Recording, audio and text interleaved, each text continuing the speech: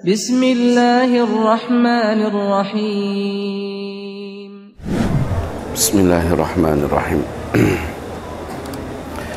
Assalamualaikum warahmatullahi wabarakatuh.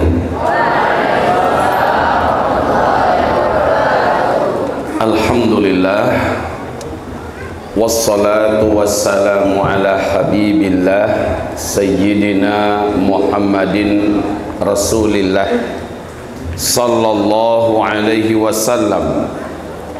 La hawla wa la quwata illa billah. Allahumma la sahla illa ma ja'altahu sahla wa anta taj'alul hazana idza syi'ta sahla. Rabbana shrah lana sudurana wa yassir lana umurana wahlul 'uqdatam min lisanina yafqahu qawlana.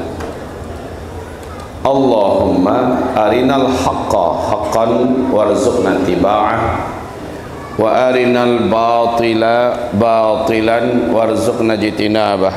Amma ba'du, ma'asyiral muslimin yang kami muliakan, marilah kita puji Allah Subhanahu wa taala dan kita bersyukur kepada Allah Subhanahu wa taala atas segala nikmatnya. Kita ucapkan alhamdulillah bi ni'matihi tatimmus shalihah. Kemudian salawat dan juga salam kita untuk Habibillah Sayyidina Muhammad Rasulillah sallallahu alaihi wasallam. Amma ba'du. Hadirin ma'asyiral muslimin wal muslimat, tokoh-tokoh masyarakat, guru-guru kita, ustaz, para dai, dan wabil khusus jamaah calon-calon penghuni surga Allah. Amin. Anak-anak masa depan, pemimpin Islam dan Indonesia masa depan yang kita doakan. Amin. Dalam hari ini kita bicara tentang masalah mengukuhkan ukhuwah di zaman yang penuh dengan fitnah. Seperti apa sebenarnya fitnah yang akan kita tanggung? Baik, kita langsung to the point saja. Kita berharap kajian kita ini benar-benar pulangnya kita dari sini, kita semua sadar kenapa kita harus memperkuat ukhuwah kita, persaudaraan kita, apa yang akan kita hadapi, dan bagaimana tanpa adanya persaudaraan yang solid dan kokoh, apakah kita akan sanggup menjalani ujian yang teramat sangat berat ke depan itu dengan sendirian, atau hanya mengandalkan keluarga kita saja. Jadi mudah-mudahan 1 jam ke depan bisa memberikan kepada kita pencerahan sekaligus penguatan insya Allah Ta'ala. Namun hadirin yang kami muliakan, sebelum kami menyampaikan materi ini, saya alhamdulillah telah mulai berdakwah di Indragiri Hulu ini sejak 2004. Berarti kalau dihitung sekarang sudah 19 tahun. Hanya 3 tahun terakhir kosong ya. Tapi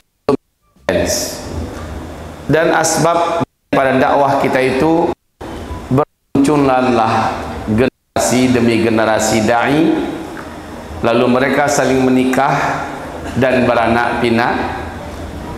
Kemudian alhamdulillah yu'jibuz zurra liyaghidha bihimul kufar. Kami hari ini mulai melihat panen, di mana generasi yang kita bina dulu, dari bujangan mereka semua, mereka sudah beranak pinak. Bukan hanya anaknya yang bertambah, tapi manfaatnya untuk publik juga bertambah.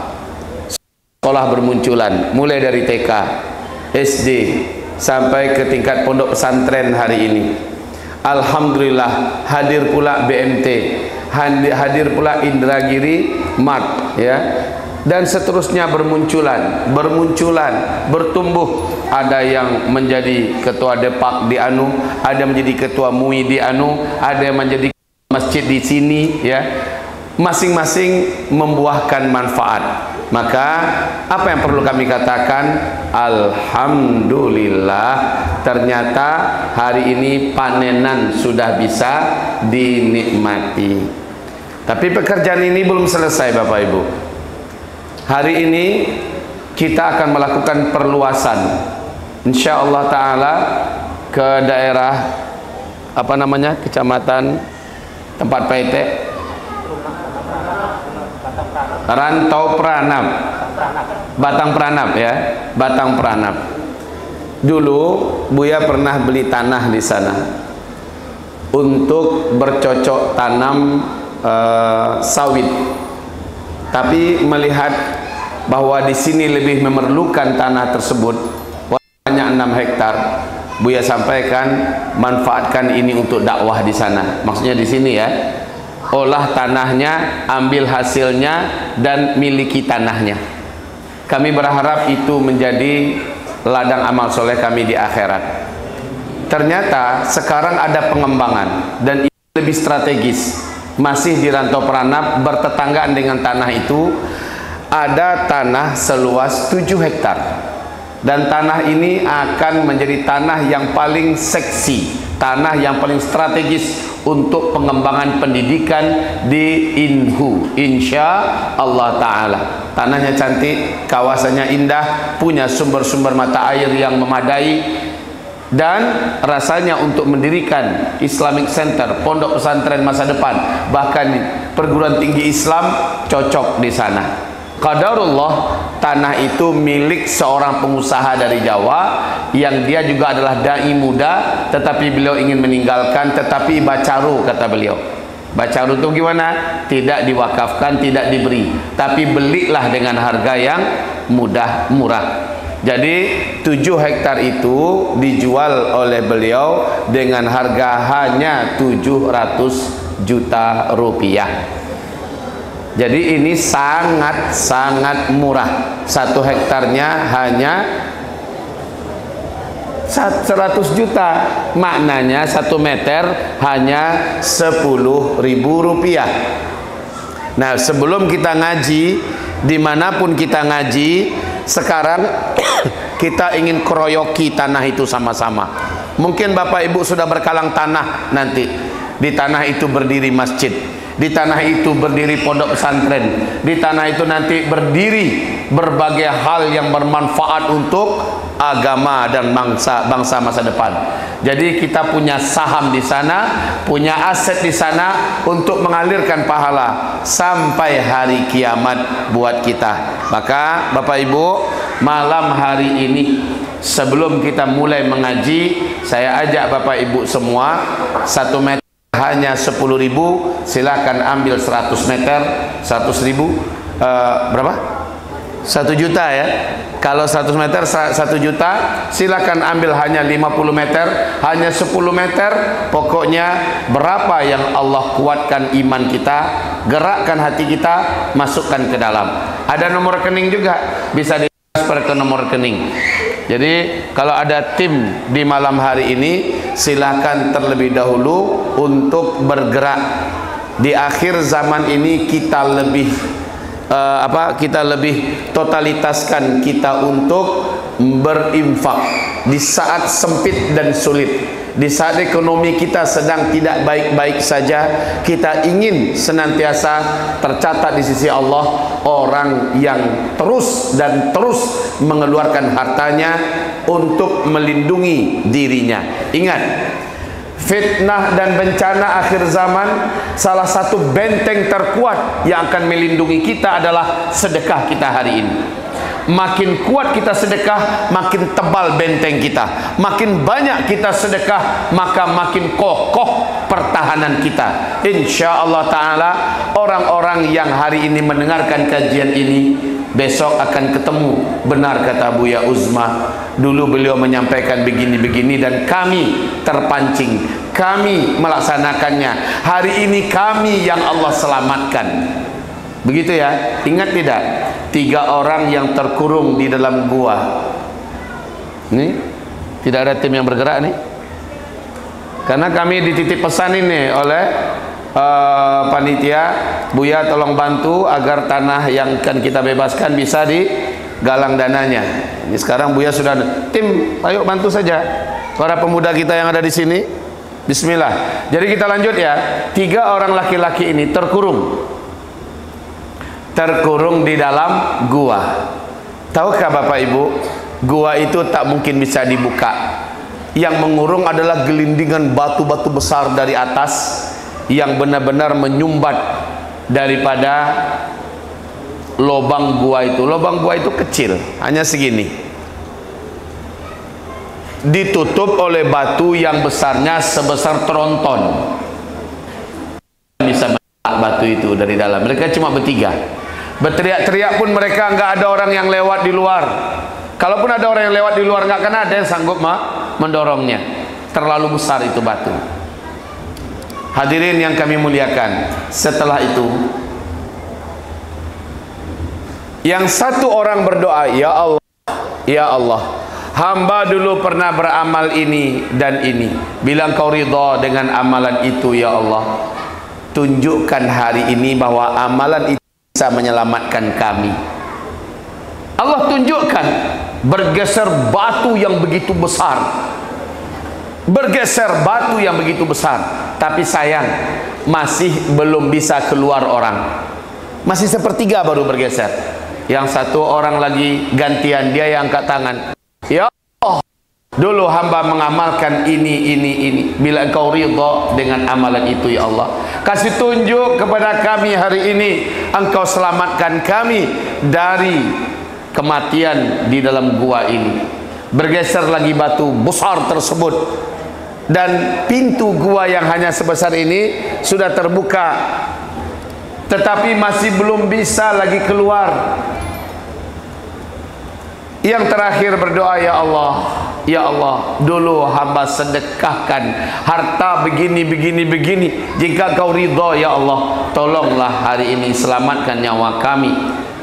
Batu yang sebesar tronton itu seluruhnya bergeser, terbukalah pintu gua yang sempit dan kecil, mereka pun selamat. Coba lihat betapa amalan kita yang pernah kita amalkan, bukan kita nikmati di liang lahat saja, Pak. Bukan kita nikmati nanti di padang mahsyar saja, tapi akan dinikmati justru saat-saat kita masih genting-gentingnya, kondisi banyaknya ujian di dunia ini.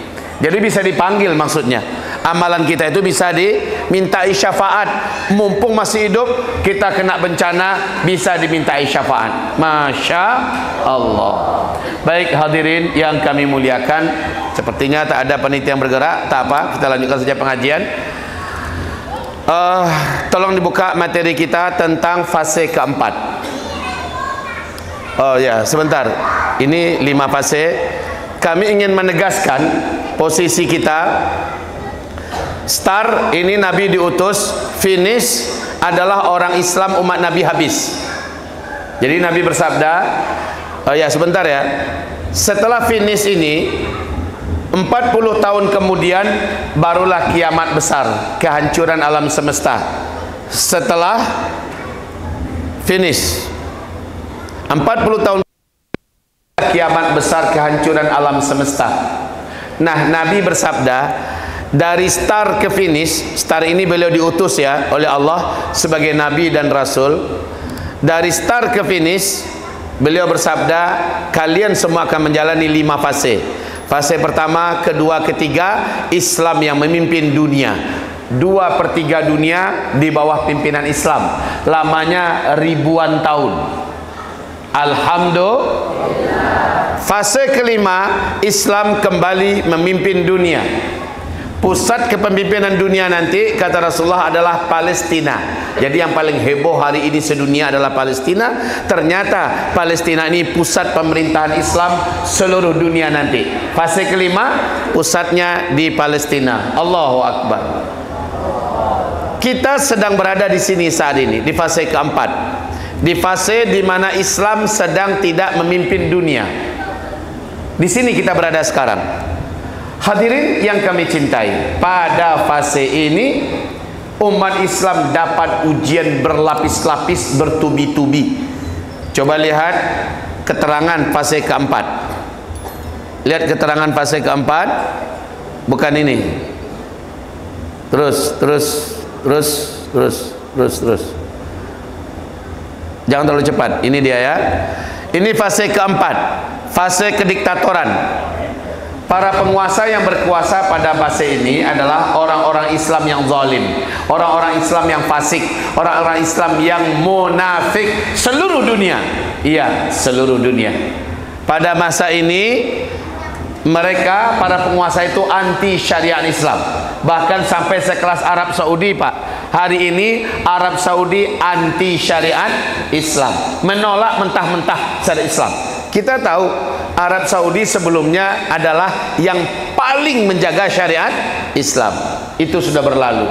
2017 sampai hari ini Arab Saudi resmi menjadi negara liberal yang menghalalkan apa-apa yang diharamkan oleh Allah dan bahkan mengharamkan apa-apa yang dihalalkan oleh Allah. Ya. Jadi ini dia fase keempat. Di fase keempat ini nama fitnahnya fitnah Duhaimah. Apa itu fitnah Duhaimah? Fitnah yang bukan hanya menggerus, bukan hanya melukai iman, tapi malah fitnah ini bisa membuat iman hilang. Paginya masih ada iman, siangnya dihantam oleh fitnah Duhaimah, sorenya sudah kafir. Ada yang sorenya masih beriman, malamnya diserang oleh fitnah Duhaimah, besok paginya sudah kafir. Apa-apa saja fitnah Duhaimah itu? Ini dia, yang 4 kelompok ini. Kalau dalam bahasa Arab, fitnah Duhaimah, Duhaimah itu adalah kepekatan malam yang sangat pekat. Kaqita'il lailil muzlim, seperti potongan-potongan malam yang sangat gelap. Jadi malam itu dibagi 4. Dari jam 6 sampai jam 9 potongan pertama. Dari jam 9 ke jam 12 potongan kedua. Dari jam 12 ke jam 3 potongan ketiga. Dari jam 3 ke jam 6 potongan keempat. Maka seperti itulah fitnah Duhaimah. Semakin bergerak malamnya semakin berat. Belum lagi malam ini selesai, sudah menyusul malam yang lebih pekat lagi, potongan kedua. Belum lagi yang ini selesai dihadapi masalahnya, datang lagi yang lebih pekat, lebih berat lagi, yaitu dari jam 12 sampai jam 3. Dan akhirnya dari jam 3 sampai jam 6. Ini yang paling berat bagi orang beriman, apalagi bagi orang munafik. Baik, fitnah Duhaimah itu isinya ini semua. 4 potongan itu. Potongan pertama, potongan kedua, potongan ketiga, potongan keempat. Potongan pertama namanya al-kufru wariddah. Coba lihat ya, ini terkait dengan penuh fitnah. Fitnah Duhaimah namanya. Baru yang lain fitnah-fitnah yang akan kita jelaskan di materi kita malam hari ini. Al-kufru wariddah, kekafiran dan kemurtadan. Kebaca enggak ya? Anak-anak Buya bisa baca? Ibu-ibu bisa baca? Tak baca, terlalu kecil. Pakai teropong. Ya, kekecilannya. Ya sudah, dibacain aja, fokus dengan simak ya Bapak-bapak. Apalagi Bapak kami yang di sebelah sama sekali hanya mengandalkan pendengaran. Baik, al-kufru wariddah, apa itu? Kekafiran dan kemurtadan pada masa fase keempat, di saat tidak ada pemerintahan Islam yang mendunia. Tidak ada yang melindungi akidah umat ini, Pak. Tidak ada yang melindungi aliran-aliran sesat sehingga bisa dengan mudah berkembang biak dan beranak pinak masuk ke seluruh negeri-negeri sedunia. Aliran sesat. Kalau ada khilafah Islamnya, semuanya terjaga, Pak. Tidak ada aliran sesat kecuali diberantas. Tidak ada pemurtadan melainkan diserbu upaya-upaya pemurtadan itu. Tidak ada terorisme, upaya penjajahan melainkan akan diserang balik. Mana terjadi di masa khilafah Islamnya, terjadi pembantaian besar-besaran begini di Palestina, Pak. Akan langsung disapu bersih kekuatan manapun yang berani menyakiti umat Islam. Oke, di fase keempat ini Islam sedang tidak berkuasa dan para penguasa yang ada adalah orang-orang kafir timur dan barat. Oke, lihat al-kufru wariddah, fitnah Duhaimah, yaitu berupa orientalisme. demokrasi, HAM, pluralisme, kolonialisme, dan lain-lain. Targetnya siapa yang menerima ini, siapa yang mengimani ini, siapa yang percaya dengan ini, murtad dia, kafir dia. Ijma' seluruh ulama ahlus sunnah menyampaikan murtad dan kafirnya orang-orang yang menganut faham-faham ini. Makanya al-kufru waridah ya, kekafiran dan kemurtadan. Apa itu orientalisme? Orientalisme adalah pemikiran keagamaan ala barat. Pemikiran keagamaan ala barat. Al-Quran dihujat, Allah bisa dicaci maki dan didebat. Islam ini bisa saja diinjak-injak. Itu gaya pemikiran keislaman dari barat. Dan ini disuntikkan, diajarkan di sekolah-sekolah perguruan tinggi Islam, di universitas-universitas Islam, baik yang ada di Indonesia ataupun di negara yang lain. Orientalis ini sangat beracun dan berbahaya. Bu, kami ingat waktu kami mondok di Tawalib Padang Panjang, ada adik-adik kelas jenius-jeniusnya mereka minta ampun. Saking jeniusnya mereka sampai dinaikkan tingkat, bukan kelas 1 kelas 2, langsung loncat kelas 3. Dari kelas 3 langsung loncat ke kelas 5, langsung ke kelas 7. Jeniusnya. Dan itu beberapa orang. Kecerdasan anak-anak ini luar biasa. Dan semasa di pondok mereka juga rajin sholat, rajin puasa sunat, akhlaknya menawan. Anak-anak ini baik-baik. Tapi waktu kami, di belakang kami, tahun berikutnya mereka yang tamat. Berikutnya lagi ada lagi yang tamat. Mereka masuk waktu itu di IAIN ya, di Ciputat. Masuk ke Ciputat, disuntik mereka oleh pendidikan orientalisme ini. Apa yang terjadi Pak? Tahun 95 saya pulang. Waktu itu saya berangkat 93 ya. Tahun 95 saya pulang. Saya jumpa dengan mereka. Sedih hati saya. Mereka sudah tidak sholat. Mereka ketika dikatakan sholat, dia tertawakan itu sholat. Kita sampaikan ayat, dia katakan ayat ini masih bisa dipelintir, masih bisa diotak-atik, masih bisa dihujat. Ini hanyalah, ini sudah dirusak pemikirannya Pak ya. Dia tertawakan sholat dan baginya sudah biasa berbuat maksiat. Ini dia yang masuk dengan orientalisme. Dan ini adanya di masa ini. Kalau Islam yang memimpin dunia, mana diizinkan pemikiran-pemikiran beracun ini dimasukkan ke negeri-negeri Islam, apalagi di ruangan kampus universitas. Sementara demokrasi, jangan tanyalah beracunnya demokrasi ini. Demokrasi ini termasuk di produk agama baru di akhir zaman yang namanya demokrasi. Oke, kaum muslimin, ada masalah nggak dengan demokrasi? Ada sebenarnya. Apa masalahnya? Demokrasi bisa mengalahkan agama Islam ini sendiri. Bahkan dalam demokrasi suara rakyat lebih tinggi daripada suara Allah Subhanahu wa ta'ala. Dalam demokrasi yang halal, kalau menurut publik mengatakan haram, dia akan menjadi haram. Yang haram kalau kata publik adalah halal, maka dia akan dijadikan halal. Atas nama demokrasi, LGBT dibenarkan karena publik setuju. Atas nama demokrasi, pluralisme dibenarkan, dan seterusnya. Maka ini racun semua Bapak Ibu. Dan ini hadir di masa fase keempat. Korbannya anak-anak kita. Mungkin kita sendiri juga ada yang sudah jadi korban. Ya, lanjut. HAM. Wah, apalagi HAM. Atas nama HAM, maka agama di belakang HAM. HAM paling depan. Ini sudah jelas-jelas meninggikan suara makhluk di atas suara Allah. HAM ini, anak mau masuk agama apa saja silahkan, beri dia kebebasan. Itu HAM, hak azazi dia, itu hak azazi manusia. Oh, anak mau kawin sesama jenis, itu hak azazi manusia. Selama mereka suka sama suka, nggak apa-apa. Kan begitu Pak ya, atas nama HAM. Jangan kulit anak, jangan paksa istri atau anak gadis pakai jilbab.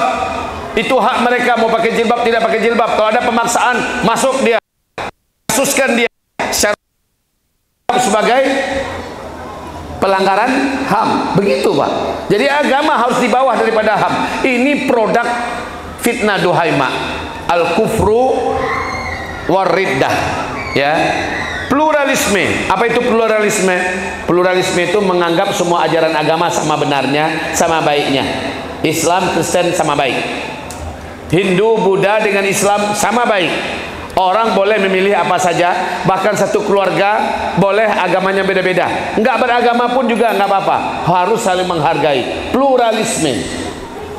Dan ini jelas siapapun yang punya keyakinan begitu, murtad dia, kafir dia, keluar dari Islamnya. Walaupun dia masih muslim, walaupun dia masih bersyahadat, masih pergi haji, tapi dia percaya semua agama yang selain Islam baik, semua agama selain Islam benar, ya, maka orang ini murtad dan kafir. Ya, lanjut. Kolonialisme, ini penjajahan. Target para penjajah biasanya selalu ingin memurtadkan negeri-negeri jajahannya, umumnya dan seterusnya kaum muslimin. Agak berat kajiannya ya. Nggak tahu nih kenapa arah di kesini pengajian kita. Udahlah kita peringan habis ini ya. Lewatkan dulu yang 4 ini, habis itu kita peringan. Al-fusuq wal isyan, dan maksiat syahwat. Ini fitnah. Karena dikasih judul fitnah akhir zaman, inilah fitnah. Bagaimana kefasikan, aliran sesat bermunculan, syahwat difasilitasi. Coba tanya, di zaman kita dulu Pak, nih bapak-bapak kami, di zaman kita dulu, sekolah kita waktu kita SD, SMP, SMA, pacaran kita zaman dulu tuh hanya sebatas surat-suratan Pak ya. Itu udah harusnya paling keren itu, udah bisa nyuratin cewek, cewek bisa nyuratin cowok, ya. Lebih dulu, mungkin di zaman Uwo, yang sekarang umurnya sudah 111 tahun. Beliau usianya sudah 111 tahun. Di zaman beliau dulu, hanya bisa melihat atau memegang bekas rambut wanita yang digunting, udah melayang-layang kemana-mana itu. Ya, hanya nempelkan di dinding aja. Tempelkan tangan di dinding, yang sebelah sana nempelkan juga dari sebelah sana. Udah fly itu. Dulu, itu pun kalau ketahuan dihukum dua-duanya. Sampai segitu. Dulu, kalau zaman sekarang anak-anak kecil begini udah ngerti segala-galanya Pak. Ya, zaman sekarang ini dan difasilitasi. Apanya difasilitasi? Lokalisasi pelacuran, lokalisasi perjudian, ya. Bahkan ada pulau pelacuran, pulau perjudian, malah ada booking online, difasilitasi. Judi online difasilitasi. Hari ini bahkan ada dilegalkan dengan undang-undang LGBT, diundang-undangkan. Innalillahi wa inna ilaihi rajiun. Ini adalah fitnah duhaima. Lihat anak-anak kita sekarang kecil-kecil sudah berani melakukan tindakan-tindakan amoral. Oke ya, lihat ini LGBT, pornografi, porno aksi, miras, narkoba, riba, judi online, offline dan lain-lain. Di Arab Saudi 3 minggu yang lalu baru saja diresmikan pusat perjudian terbesar, terlengkap, online dan offline seluruh dunia Pak, di ibu kota Riyadh, Arab Saudi. Serem apa tidak itu Pak? Serem apa tidak itu? Ini fasenya, fase fitnah duhaima, di mana maksiat dan dosa difasilitasi, bahkan dijadikan sumber pemasukan negara. Na'udzubillah. Ya Allah ya Rabb. Lalu yang ketiga, asyirkul akbar, syirik besar. Perdukunan, hukum manusia dijadikan lebih tinggi daripada hukum Islam. Sekte-sekte dan aliran sesat bermunculan dan bahkan dibiayai, dipromosikan, ya. Sekali lagi adanya paham demokrasi. Ini syirik. Jadi ini semua sekarang dapat panggungnya di fase keempat. Kalau dalam Islam nggak ada cerita Pak. Apa kata Umar bin Khattab? Kejar, di mana saja ada dukun, ada tukang sihir, kejar, tangkap, habisi di tempat.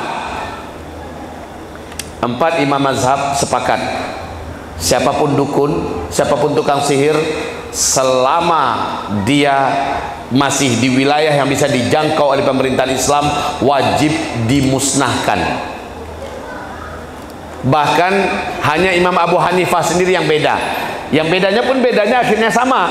Imam mazhab yang lain, yang 3 yang lain, yaitu Imam Malik bin Anas, Imam Syafi'i, dan Imam Ahmad bin Hambal sepakat, tangkap, bunuh.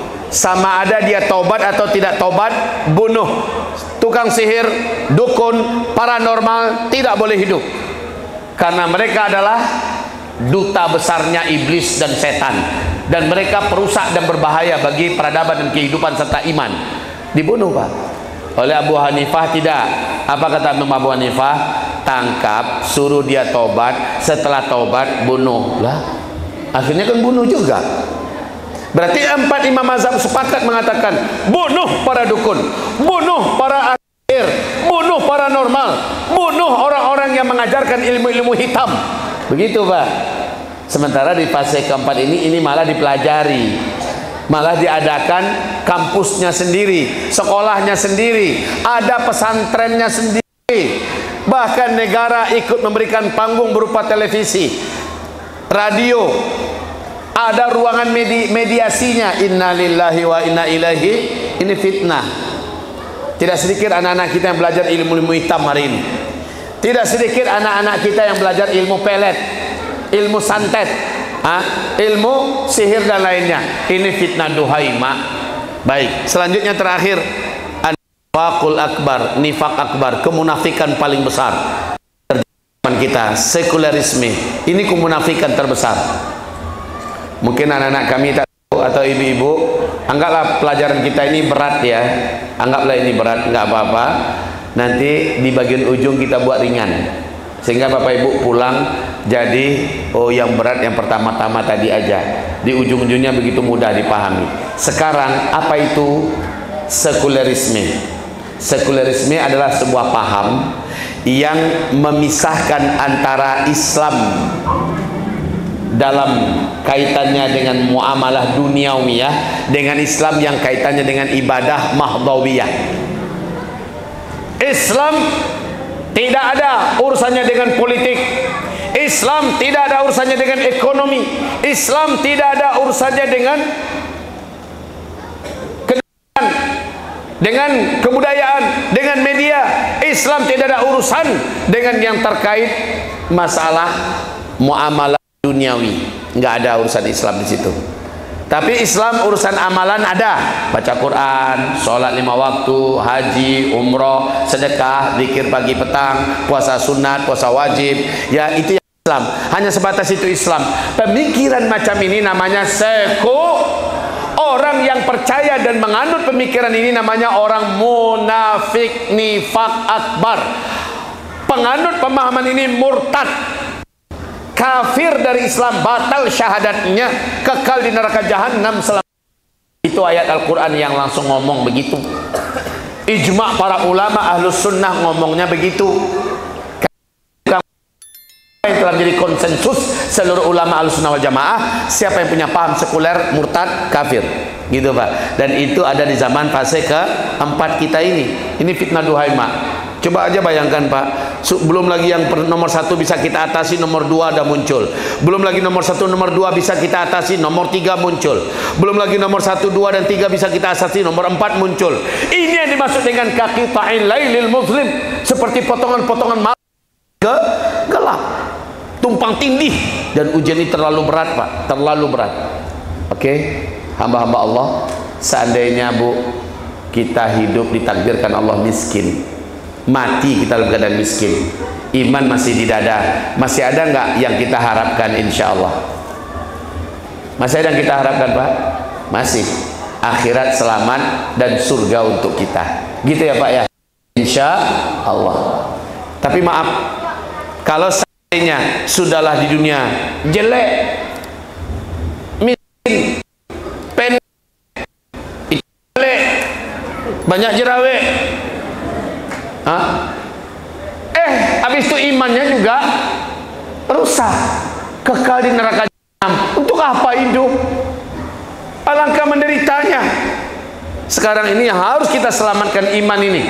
Sekali lagi, biar hidup tidak begitu sukses, sudah berjuang kita secara baik-baik, juga tidak pernah sukses, tidak kaya-kaya, tetap beriman. Ini akan menjadikan kita bahagia selama-lamanya, abadi di dalam surga. Amin, amin ya rabbal alamin. katakan, tetapi sekali lagi, bila ini benar yang tak jaga iman kita larut karena fitnah duhaimah, di mana tadi dikatakan pagi beriman, siangnya kena fitnah duhaimah, sorenya kafir. Ada sore yang beriman, malamnya diserang fitnah duhaimah, besok paginya kafir. Merinding kita, Pak, merinding. Sekarang buka fase keempat yang keterangan ini, bukan ini. Lanjut, bukan yang biasa, fase keempat.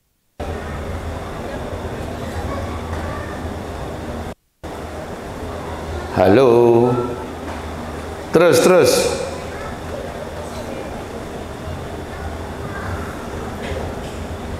habis. Masa ini laptop yang mana dibawa nih? Yang Ahmad kemarin? Nggak mungkin habis.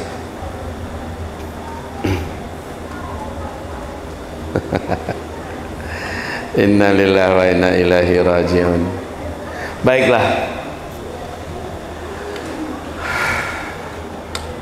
ini kelemahan teknologi ya. Kalau kita bergantung pada teknologi, ini dia. Kemana perginya tadi? Hah? Cikui cik. Kalau sangko yolah hilang laptopnya lah, ganti laptop lain. Baik Bapak Ibu, coba sekarang di zoom ya, zoomkan ini satu-satu. Ini fase keempat, fase kita toran. Ini berikutnya adalah fitnah ya. Ini adalah fitnah, tapi kita lihat urutannya. Oke, lihat ini fase keempat. Sebelum ini sebenarnya masih ada lagi nih, Perang Dunia I, Perang Dunia II, Irak diembargo dan seterusnya. Ini ada keterangannya nih. Sekarang kita lewatkan itu semua. Tiba-tiba kita muncul di pembahasan ini. Arab sudah menjadi kaya raya. Jadi ketika Nabi ditanya, ya Rasulullah kapan kiamat? Saya tak tahu, kata Nabi.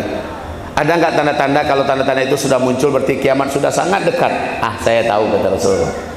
Salah satu keterangan Nabi, Arab tiba-tiba menjadi kaya raya, lalu mereka saling berlomba-lomba membangun gedung-gedung tinggi pencakar langit.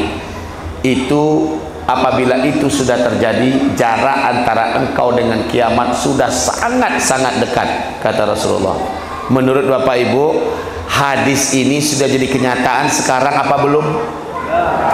Sudah, kita sepakat ya, Arab sudah kaya raya, bahkan gila-gilaan kayanya. Dan mereka sekarang sudah membangun gedung-gedung tinggi pencakar langit, saling berlomba-lomba. Yang kedua, lihat berikutnya, turun salju di negeri Arab.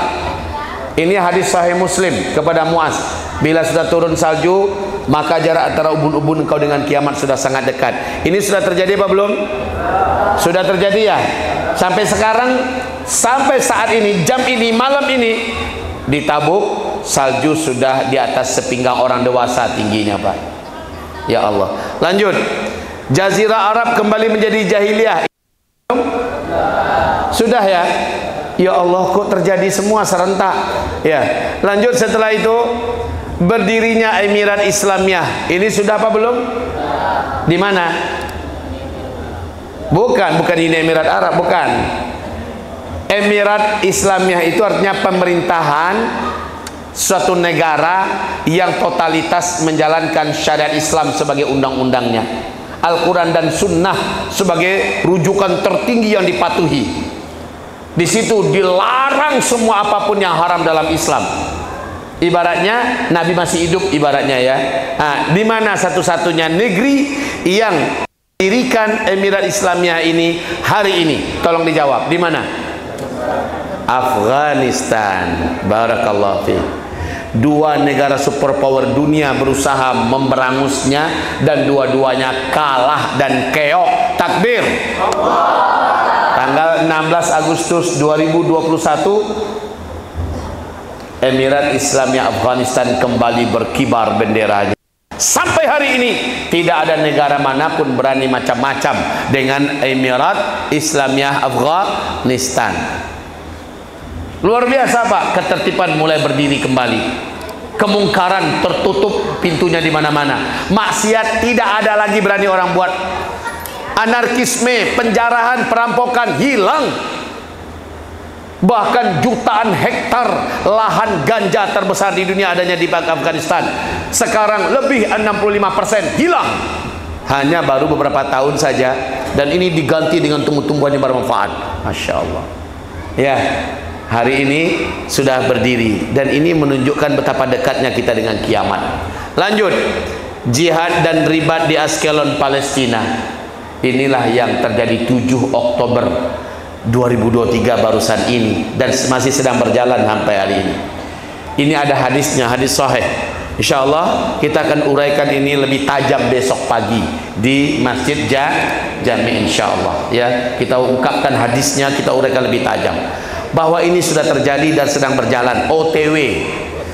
Endingnya adalah surat Al-Isra ayat 7, Pak. Endingnya surat Al-Isra ayat 7, Masjidil Aqsa akan bebas dan orang sedunia, orang Islam bisa sholat dengan leluasa di Masjidil Aqsa. Sekarang ini enggak. Perlu apa-apa minta izin dulu, itu pun kalau dikasih oleh Israel. Hadirin yang kami muliakan, setelah itu endingnya ini dia, hadis sahih Muslim.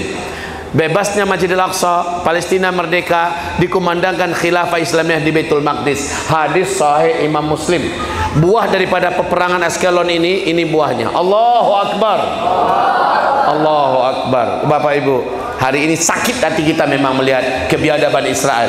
Kenapa? Karena Israel berani cuma dengan sipil, beraninya cuma dengan gedung-gedung yang memang tak bisa melawan, beraninya hanya ke masjid dan rumah sakit. Tapi menghadapi tentara Hamas, mujahidin Hamas, mereka lari terkencing-kencing sambil dengan nangis minta tolong. Tolong Mama Amerika, tolong Inggris, tolong Prancis, tolong kami. Tapi ke anak bayi mereka bantai, Pak. Senjata mereka hadapkan ke situ. Apa perempuan kita mereka bantai. Orang-orang sakit kita secara paksa disuruh pindah dari rumah sakit. Lagi sakit, Pak. Membusuk, ratusan anak-anak bayi membusuk di rumah sakit karena mereka tidak dapat oksigen. Apa namanya tuh yang baru lahir tuh? Inkubator. Membusuk di sana. Itu pun 5 sampai 6 bayi dalam satu inkubator. Yang jatahnya cuma 1 jadi sekian. Dipaksa, yang nggak mau keluar dibantai. Innalillahi wa inna ilaihi. Nggak mau keluar, Pak, dibantai.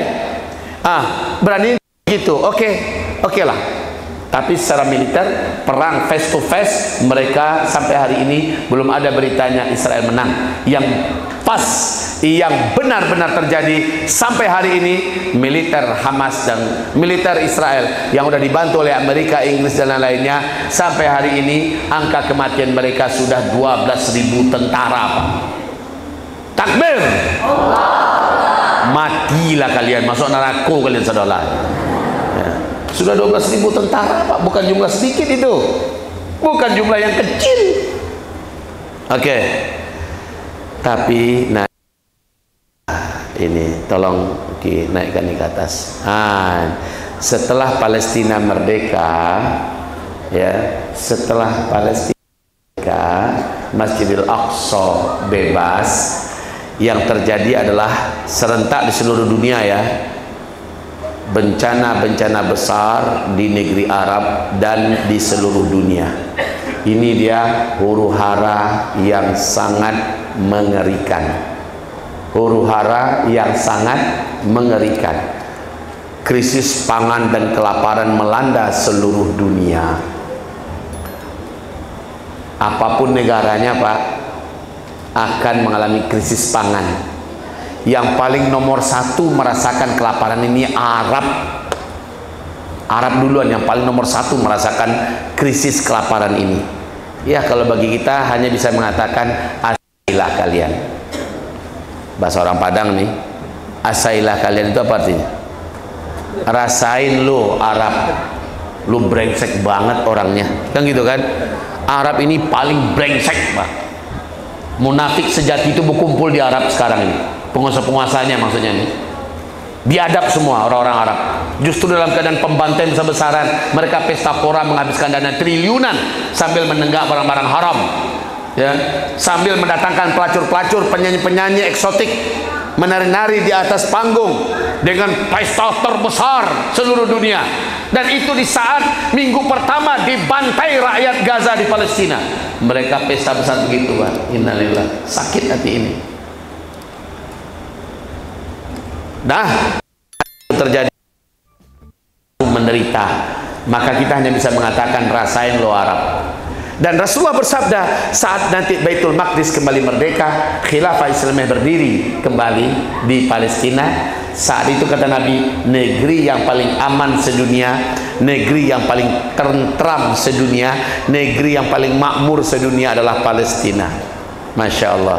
Kebalik ya, sementara kekacauan yang kemarin terjadi di Palestina pindah ke Arab, dari Arab melebar sampai ke seluruh Asia Tenggara, sampai masuk ke Indonesia, sampai ke Rengat.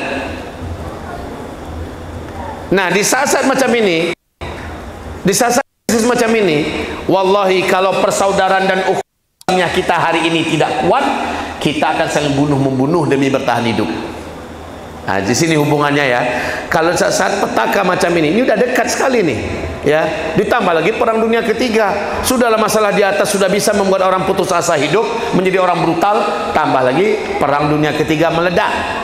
Perang dunia ketiga hadis Sahih Bukhari Muslim. Ya Allah, serem. Kalau udah perang, apa sih yang bisa jalan? Pabrik-pabrik tutup, industri-industri tutup, kilang-kilang minyak tutup, ya Pak ya. Orang saling hancur menghancurkan. Maka mobil-mobil kita nggak ada lagi bahan bakarnya, motor-motor kita nggak ada lagi bahan bakarnya, pesawat nggak bisa terbang. Kebayang nggak itu? Akhirnya banyak listrik yang padam, banyak barang-barang tidak bisa diekspor, diimpor. Kebayang nggak oleh kita Pak, kepanikan terjadi seluruh dunia.